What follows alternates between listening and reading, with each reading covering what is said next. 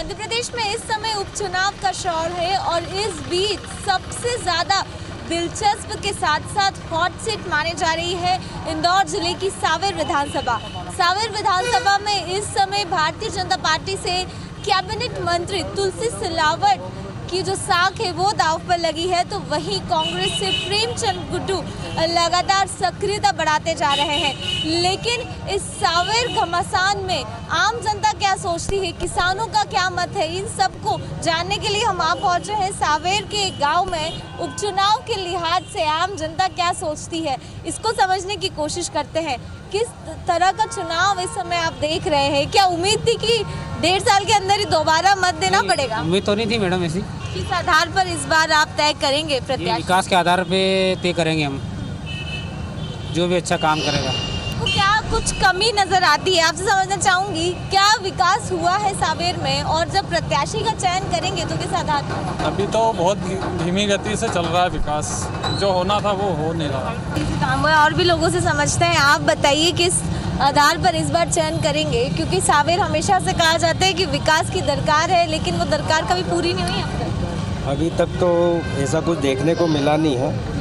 अभी मेरी उम्र है 32 साल और मैं करीबन 5 चुनाव देख चुका हूँ, और मैं अपने घर में बड़े बुजुर्गों से भी बात करता हूँ तो कभी भी इतिहास में, एमपी के इतिहास में इस तरीके से 1.5 साल में चुनाव नहीं हुआ है। तो हमने बहुमत देके, वोट देकर इनकी सरकार बनाई थी, अच्छी सरकार चल रही थी। उसके बाद अचानक से ये सरकार गिराना, अगर अच्छी नहीं चलती और गिर जाती तो हमको दुख नहीं होता, पर इस तरीके से दूसरी बार चुनाव कराना, वो भी 1.5 साल में, ये तो नाइंसाफ़ी है। आपसे समझना चाहूंगी, क्या समस्या लगती है आपको यहाँ पे? यहाँ पे बहुत सारी समस्या है मैडम, जैसे ये ट्रैफिक की समस्या है, जल की भी समस्या है, बहुत सारी समस्या है। बाथरूम वगैरह नहीं है, यहाँ से सुधा कॉम्प्लेक्स वगैरह नहीं है। और भी लोग हैं, आपसे समझना चाहेंगे कैसी स्थिति आप देखते हैं सांवेर की, और क्या कुछ परेशानी है फिर? परेशानी तो बहुत है, लॉकडाउन में भूखे मरे हैं, कोई ने हाथ नहीं आन के रखा,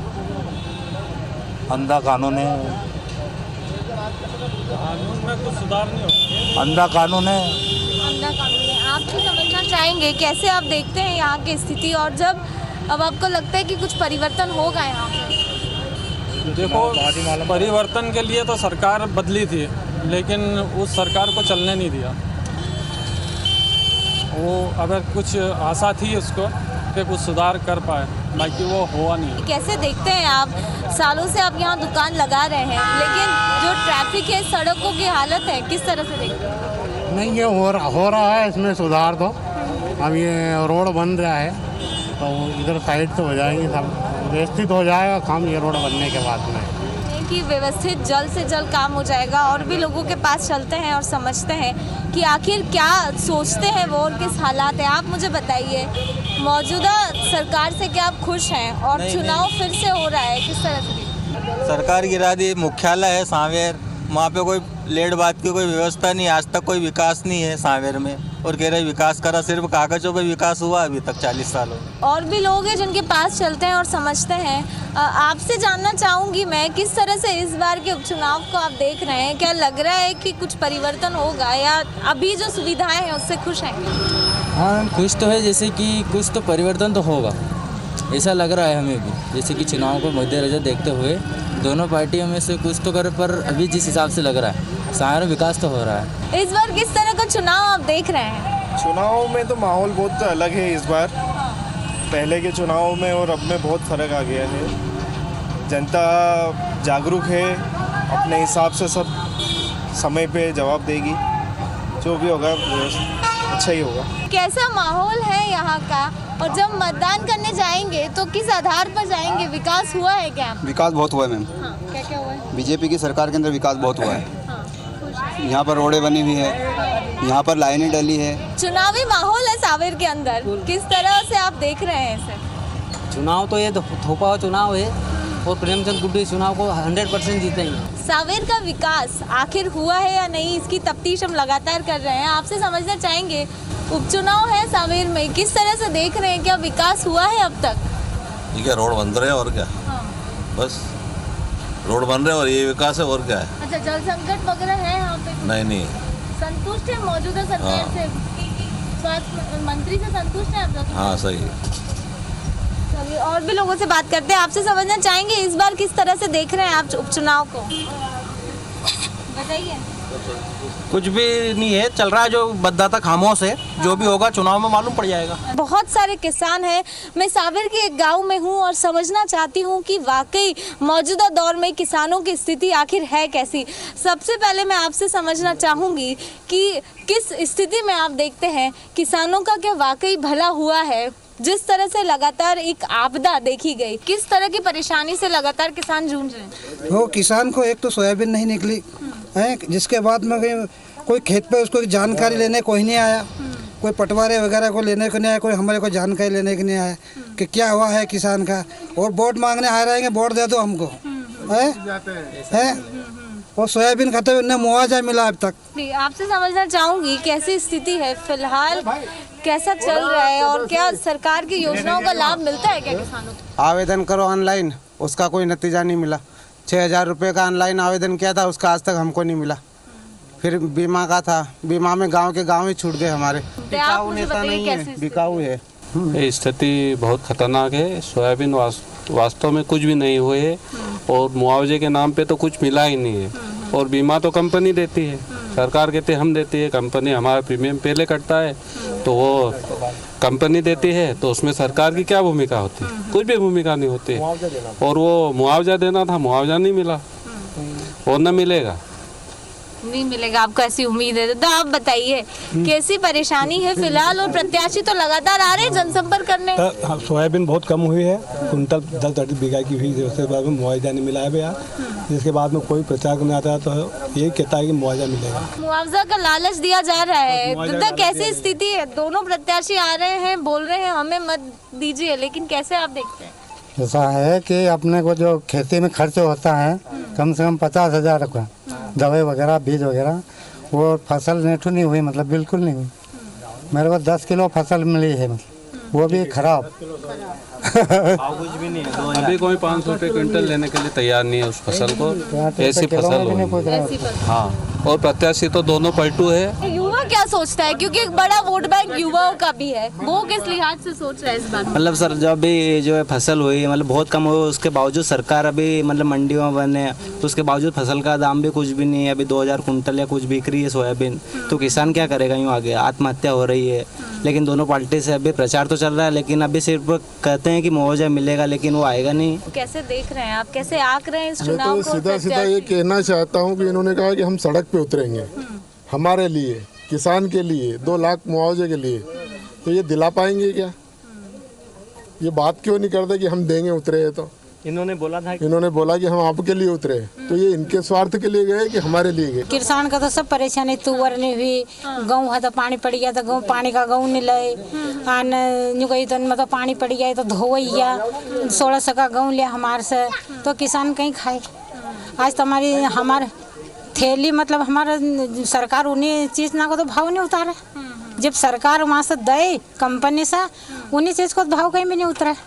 जब हमारी चीज़ आवा, हमने लहसुन पैदा करियो हो, तो हमने अब 10,000 रुपये कुंटल को लियो, 2,000 रुपये कुंटल को बिन बिको जो फायदो की का हुआ। जो हालात से हमने आपको वाकिफ कराया, ये कहानी किसी एक गांव की नहीं है। सावेर में जितने गांव में जाएंगे ऐसे ही आलम है। अन्नदाता लगातार परेशान है। सोयाबीन की फसल का मुआवजा कब मिलेगा? जो फसलें उगाई है उसमें क्या वाकई सही दाम मिल पाएगा? जैसी कई तमाम दिक्कतें हैं, और यही दिक्कतें क्या आने वाले दिनों में कोई प्रत्याशी इसको, इन परेशानियों को समझकर क्या वाकई एक विकास कर पाएगा? वाकई सावेर के लिए हावी रहने वाला है, इसको समझने की कोशिश करते हैं। भाजपा और कांग्रेस से बहुत सारे नेता हमारे साथ मौजूद है। क्या वाकई इस बार का चुनाव एक परिवर्तन की लहर लेकर आएगा या कुछ बदलाव का नया समीकरण होगा? इसको समझने की कोशिश करते हैं। सबसे पहले भारतीय जनता पार्टी के पास ही पहुंचती हूँ। मौजूदा उन्हीं की सरकार है। इस बार सावेर का जो उपचुनाव है, किस आधार पर, क्या मायनों के साथ लड़ा जा रहा है? सावेर का जो चुनाव है सिर्फ और सिर्फ विकास के मुद्दों पर लड़ा जा रहा है। हमारे जो प्रत्याशी हैं माननीय तुलसीराम जी सिलावट, उन्होंने जिस त्याग का परिचय, जिस समर्पण का परिचय दिया है, उस त्याग और समर्पण को लेकर जनता की भावना को समझते हुए जनता के बीच जा रहे हैं। बेहतरीन प्रतिसाद मिल रहा है। हम विगत कई दिनों से उनके साथ हैं और आप देखिए कि बहुत बहुत बहुत अच्छा प्रतिसाद मिल रहा है। आपसे समझना चाहती हूँ, कांग्रेस के क्या मायने हैं इस चुनाव को लेकर? दलगत राजनीति से उठकर कुछ नया करने की सोच है क्या? कि मैं 38 साल से तुलसी सिलावट के साथ जुड़ा हुआ हूँ।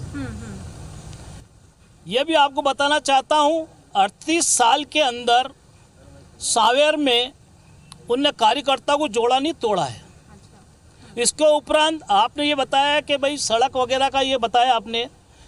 मैं बताना चाहता हूँ आपको, नर्मदा मैया का बताया ने कि साहब हमने इसका उद्घाटन किया ना मैं इनसे पूछना चाहता हूँ, मेरे को भारतीय जनता पार्टी से कोई विवाद नहीं है, कोई मेरे भाई है भी, विवाद है सिर्फ तुलसी सिलावट से, क्योंकि तुलसी सिलावट कांग्रेस छोड़ के बीजेपी में गया।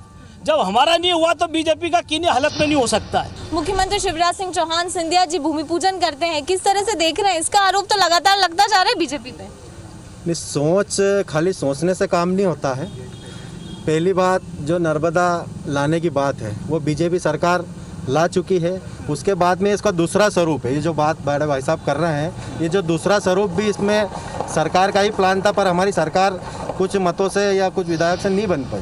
वो प्रोजेक्ट इन्होंने उठाकर इन्होंने भूमि पूजन कर दिया। पर सरकार जो 15 साल से नर्मदा आ चुकी है, 15 महीने पहले आ चुकी है, खेतों में पानी पहुंच चुका है। पर ये जो नर्मदा आ रही है, घर घर पानी पहुंचाने का हमारा ही प्लान था, वो जो उठा के इन्होंने भूमि पूजन कर दिया। भूमि पूजन करने से कोई काम चालू नहीं होता। आप बताइए क्या संभव है जो आरोप लगा रहे हैं? ये जो हैं, ये जो कह रहे हैं संभव है, वो कैसे संभव है?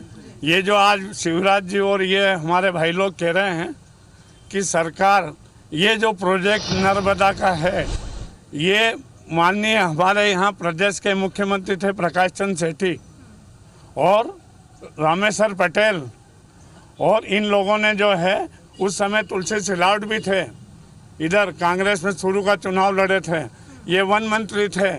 उस समय प्रपोजल भेजा था ये नदियों से नदियों का जोड़ने का।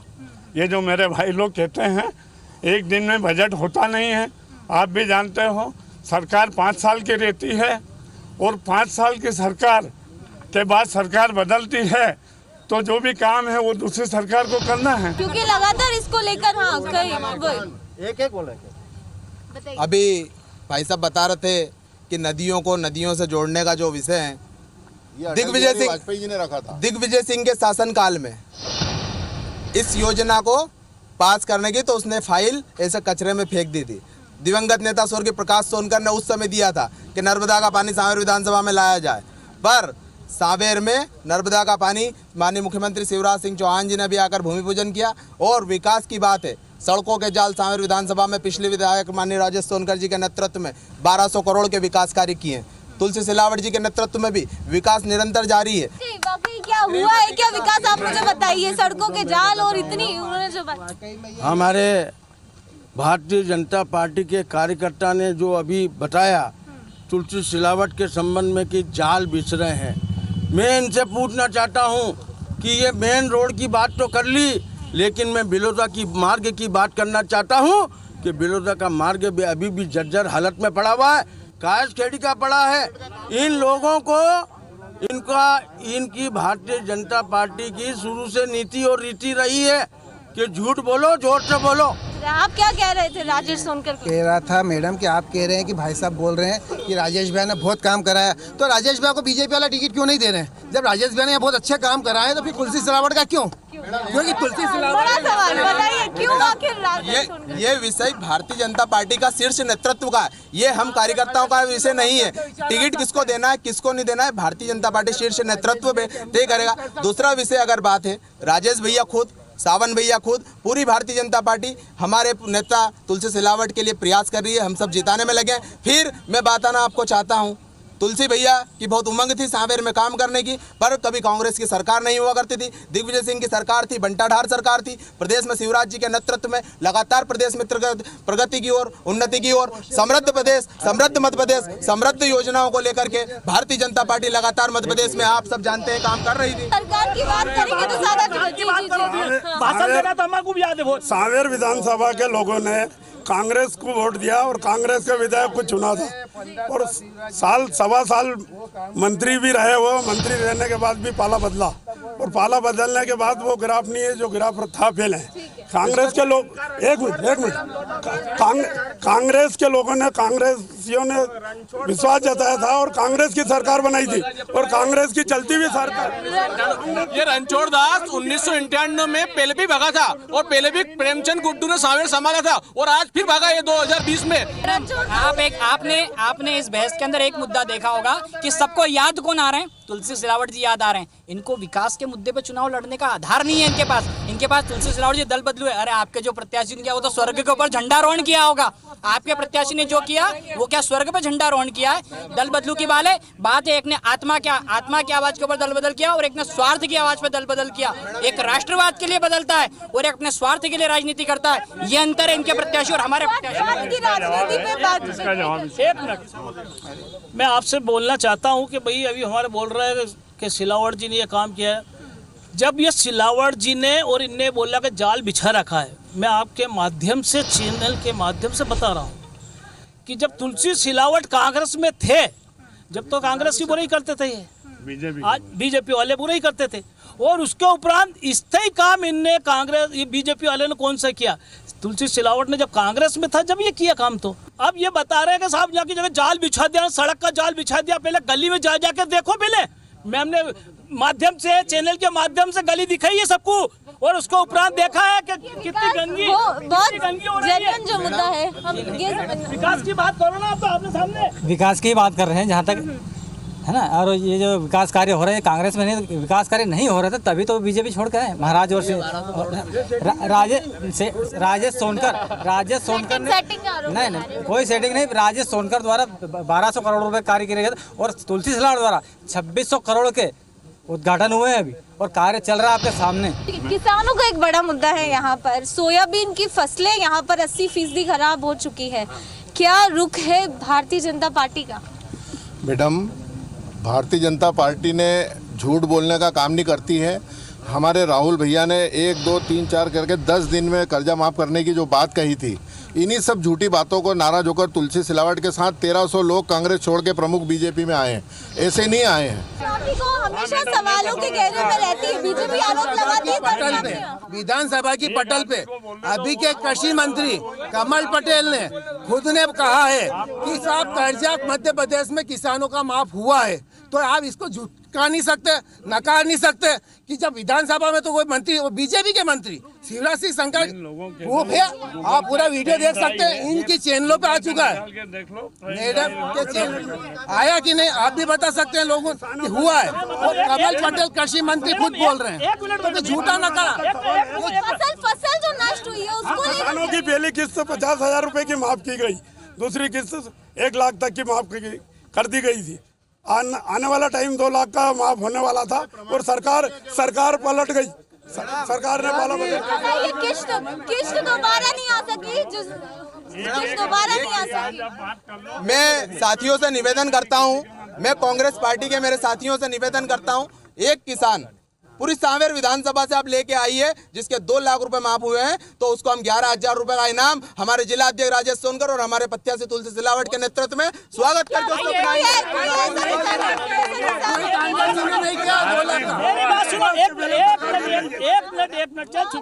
देखो 50,000, 1 लाख और 2 लाख 3 चरण में होने वाला। 50,000 का हो गया, 1 लाख का हो गया, 2 लाख के लिए पूरा तैयारी थी, लेकिन कुछ लोग सरकार गिरा के चले गए। 42,000 है फिर भी माफ नहीं हुआ हमारा कर्जा। 1,42,000 फिर भी माफ नहीं हुआ। इस सरकार की उपलब्धि रही है कांग्रेस सरकार की कि प्रमाण पत्र बहुत डिजाइनर छपा के दिए। जिस प्रकार की डिजाइनर सूट बूट वाली सरकार इन ये जो आरोप लगाते थे एक्चुअल में कमलनाथ। मेरी बात सुनो आप। मेरे भाई कह रहा कि भाई प्रमाण पत्र बांटे या नहीं बांटे, है ना। मैं आपसे मेरे भाइयों से पूछना चाहता हूँ, भारतीय जनता पार्टी के मेरे बंधुओं से, कि भाई सही तो सही बताओ, गलत को गलत बताओ, हम भी सही उसमें। इसके उपरांत मैं बताऊं आपको कि जब तुलसी सिलावट जी मंत्री थे, स्वास्थ्य मंत्री थे, इसके उपरांत उनने प्रमाण पत्र 1 लाख के और 50,000 के प्रमाण पत्र बांटे। उसके उपरांत मैं कमलनाथ मंत्रिमंडल का वीडियो बता इसके उपरांत कमल पटेल द्वारा इसके उपरांत बता रहा हूँ, एक मिनट का, इसके उपरांत भारतीय जनता पार्टी में तुलसी सिलावट जी गए, उसके उपरांत इनने कमेटी बनाई मुख्यमंत्री जी ने, और कमेटी के अंदर ये खुद थे और इन्हें खुद ने बोला कि मैंने प्रमाण पत्र बांटे वहाँ 50,000 को 1 लाख के। जैसा भाई साहब बता रहे हैं कि इनके बड़े नेता आए थे, 10 दिन का उन्होंने बोला था किसान कर्ज माफी। जब इनकी सरकार बनी उसके बाद में कमलनाथ जी खुद ने बोला था कि 2 लाख तक का कर्जा किसानों को माफ़ किया जाएगा। फिर इनने सरकार बनने के बाद अलग अलग नियम बनाए कि 2 लाख किसान, अगर 2 लाख से ज़्यादा। अभी के मौजूदा हालात बताइए ना, फसलें पूरी तरह से नष्ट हो चुकी है सांवेर के अंदर, सर्वे जरूर हुआ, फसल बीमा अभी तक मिला नहीं है किसानों को। फसल बीमा का मैं कहना चाहता हूँ कि पिछले साल का सरकार ने फसल बीमा का प्रीमियम कमलनाथ जी ने नहीं भरा। शिवराज सरकार बनने के बाद पहला काम किसानों के लिए अगर शिवराज सरकार ने किया है तो पिछले साल की प्रीमियम भरी है, उसका बीमा अभी किसानों के खाते में आ चुका है। अगर इन्होंने प्रीमियम भरा है तो उसका प्रूफ दे पाएंगे क्या कभी भी कोई भी कंपनी, आज मैं अपना खुद का बीमा कराने जाता हूं, तो वो अगले साल अगर मैं आज प्रीमियम भरूंगा तो उसका लाभ मुझे अगले साल मिलेगा। कभी कोई कंपनी ऐसा करती है कि आज ही एक्सीडेंट हुआ है मेरी गाड़ी का, आज ही मैं बीमा करा लूंगा और वो उसको मुझे क्लेम पास कर देगी।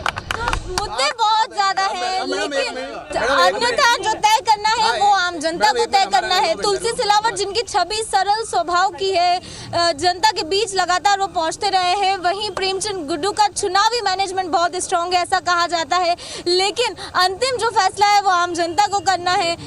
कितने भी लोग कितनी भी तैयारियां कर ले, दोनों नेता नगरी कितने भी प्रचार कर ले, लेकिन अंतिम जो फैसला है वो आम जनता ही तय करेगी। कैमरा पर्सन नंदन सिंह पवार के साथ शालिनी हाडिया, IBC 24 सावेर।